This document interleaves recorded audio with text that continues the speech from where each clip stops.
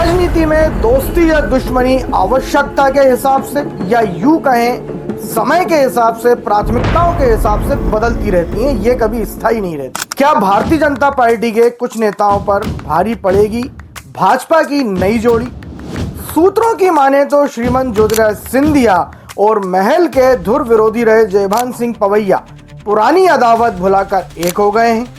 यदि ये सही है तो अंचल के नेताओं पर यह नई जोड़ी कितनी भारी पड़ेगी, जानिए हमारी इस खास रिपोर्ट में। वहीं भाजपा में कांग्रेस से आए नेताओं को संगठन में बड़ी जिम्मेदारी देने से परहेज क्यों किया जा रहा है, यह भी आपको बताऊंगा। नमस्कार, खबर समय जगत में आपका स्वागत है और आप देख रहे हैं आपका पसंदीदा शो और हमारा खास कार्यक्रम राजनीति जगत।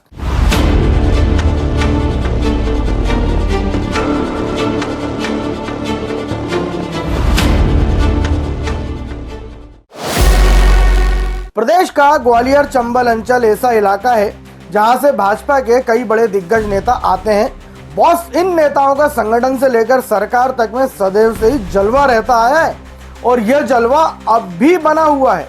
इनमें प्रदेश अध्यक्ष वीडी शर्मा से लेकर विधानसभा अध्यक्ष नरेंद्र सिंह तोमर, मोहन सरकार में मंत्री नारायण सिंह कुशवाहा, एंदल सिंह कंसाना, राकेश शुक्ला जैसे कई नाम शामिल हैं। ऐसे में दल बदलकर भाजपा में आकर केंद्रीय मंत्री बने ज्योतिरादित्य सिंधिया का भी नाम अब इस सूची में शामिल हो चुका है। लेकिन मूल रूप से भाजपा के बड़े नेताओं और श्रीमंत के बीच पटरी नहीं बैठ पा रही है। इस तरह की खबरें गाहे बगाहे आती रही हैं। इसकी वजह से इस अंचल में श्रीमंत को कई तरह की चुनौतियों का पार्टी में स्थानीय स्तर पर सामना करना पड़ रहा है। लेकिन जिस तरह से अब पार्टी में उनके सबसे बड़े विरोधी और पार्टी का बड़ा हिंदू चेहरा पूर्व मंत्री जयभान सिंह पवैया का साथ उन्हें मिलता नजर आ रहा है, उससे अंचल की राजनीति में नए समीकरण तेजी से बनते हुए नजर आने लगे। लिहाजा इसका असर पार्टी के संगठन चुनाव से लेकर सरकार तक पड़ना तय माना जा रहा है। दरअसल श्रीमंत सिंधिया के विरोधी होने के बाद भी पवैया को प्रदेश की राजनीति में संगठन से लेकर सरकार तक में खास तवज्जो नहीं मिल रही है। ऐसे में वे खुद को उपेक्षित महसूस कर रहे हैं। उधर स्थानीय स्तर पर संगठन में भी श्रीमंत समर्थकों को भी लगभग यही हाल बना हुआ है। ऐसे में नए बन रहे समीकरणों की वजह से न केवल दोनों नेताओं की स्थानीय राजनीति में पकड़ मजबूत होगी, बल्कि सरकार व संगठन में भी पकड़ मजबूत होना तय मानी जा रही है। इससे भाजपा के मौजूदा कई नेताओं का प्रभाव प्रभावित होना तय माना जा रहा है। दरअसल इस अंचल में ज्योतिरादित्य सिंधिया और विधानसभा अध्यक्ष नरेंद्र सिंह तोमर के बीच बिल्कुल भी पटरी नहीं बैठती है।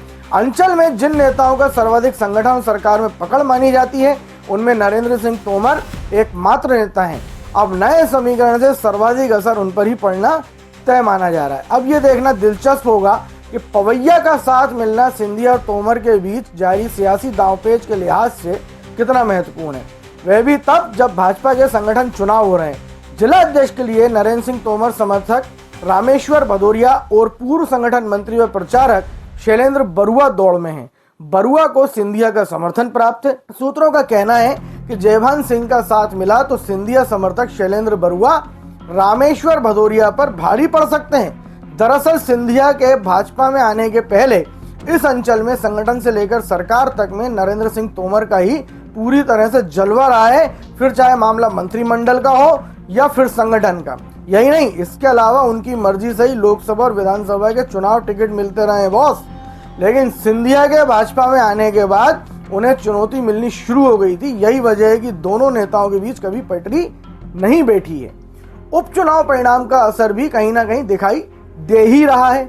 विजयपुर विधानसभा सीट के उपचुनाव में नरेंद्र सिंह तोमर के समर्थक रामनिवास रावत की हार के बाद से ग्वालियर चंबल अंचल की राजनीति में नए समीकरण बन बिगड़ रहे हैं। जयभान सिंह पवैया की पहचान हिंदूवादी नेता की रही है। वे राष्ट्रीय स्वयंसेवक संघ के करीबी माने जाते हैं। गुट विशेष के लिहाज से भी जयभान सिंह निर्विवाद रहे हैं।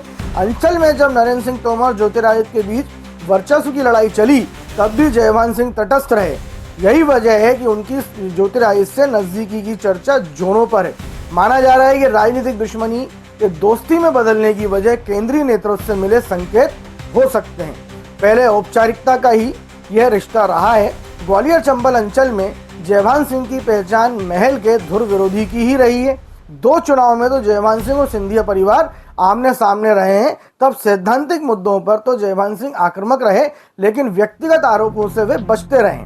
कुछ अफसर छोड़ दें तो दोनों की मुलाकात भी ना के बराबर ही हुई है। राजमाता के निधन पर जयभान सिंह अंत्येष्टि में शामिल हुए थे। वहीं जयभान सिंह के पिता और चाचा के निधन पर ज्योतिराय सिंधिया शोक जताने उनके गृहग्राम चिनौर गए थे। ग्वालियर जिला अध्यक्ष किसका समर्थक बनता है, इससे अंचल की राजनीति में वर्चस्व तय होगा। सिंधिया की पसंद शैलेंद्र बरुआ के नाम पर जयभान सिंह ने सहमति दे दी तो लड़ाई आसान हो जाएगी। इधर रामेश्वर भदौरिया को सांसद भरत सिंह कुशवाहा और पूर्व सांसद विवेक शेजवलकर का भी समर्थन है। वैसे भी पार्टी कार्यकर्ता अंदर से नहीं चाहते कि पूर्व संभागीय संगठन मंत्रियों के हाथ में जिले की कमान आए। संभागीय संगठन मंत्रियों को शिवराज सरकार में निगम मंडल में नियुक्त कर मंत्री पद का दर्जा दिया गया था। इसके पहले वे संगठन मंत्री रहते संगठन में भी बेहद प्रभावशाली रह चुके हैं। अब ये पूर्व संगठन मंत्री जिला अध्यक्ष की दौड़ में भी शामिल हो चुके हैं। अगर इन पूर्व संगठन मंत्रियों की बात करें तो इंदौर में जयपाल सिंह चावड़ा, दतिया में आशुतोष तिवारी, भिंड में केशव भदौरिया और ग्वालियर में शैलेंद्र बरुआ संभागीय संगठन मंत्री रह चुके हैं।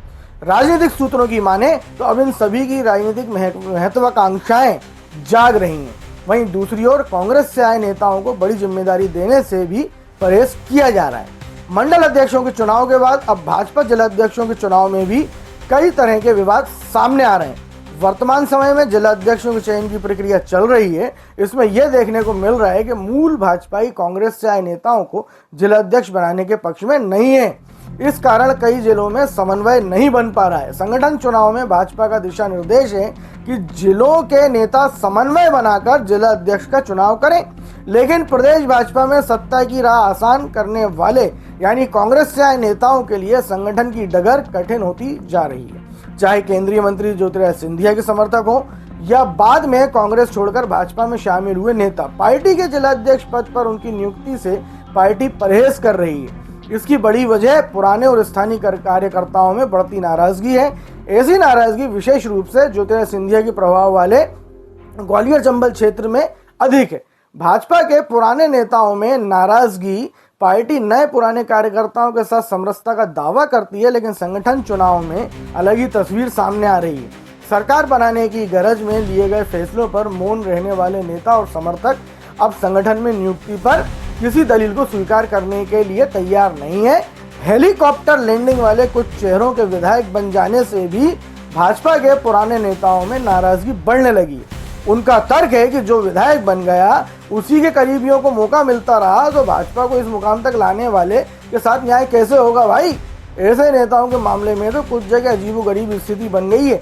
जैसे छिंदवाड़ा जिले में पहले गोंडवाना गणतंत्र पार्टी के बड़े नेता मनमोहन शाह भट्टी की बेटी मोनिका भट्टी को भाजपा की सदस्यता दिलाकर अमरवाड़ा विधानसभा सीट से 2023 में प्रत्याशी बनाया गया।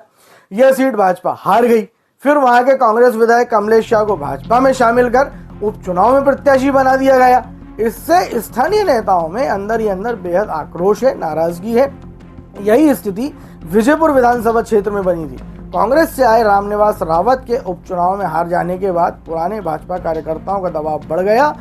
उधर सागर जिले में वर्चस्व की जो जंग छिड़ी है ना बॉस, उससे संगठन का निर्णय लेने में पसीना आ रहा है। खुरई से विधायक और पूर्व मंत्री भूपेंद्र सिंह ने मंत्री गोविंद सिंह राजपूत के खिलाफ मोर्चा खोल रखा है। इसके अलावा बीते विधानसभा सत्र में उन्होंने स्कूल शिक्षा विभाग से संबंधित सवाल लगाकर भी सरकार को घेर लिया था।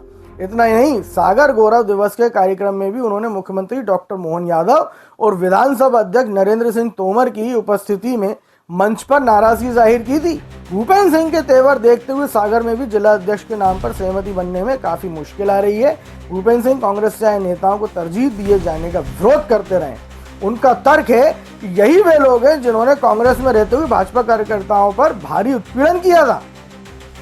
इन्हें किसी भी कीमत पर संगठन में स्वीकार नहीं किया जा सकता। भूपेंद्र सिंह की तलखी इस कदर बढ़ गई कि वे प्रदेश अध्यक्ष विष्णु शर्मा को भी निशाने पर ले चुके हैं।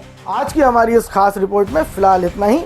आपको हमारा ये शो यदि पसंद आया हो तो इस हमारे चैनल को लाइक एवं सब्सक्राइब अवश्य करें। साथ ही इसी तरह की राजनीति से जुड़ी रोचक एवं एक्सक्लूसिव खबरों को जानने के लिए देखते रहिए खबर समय जगत। नमस्कार।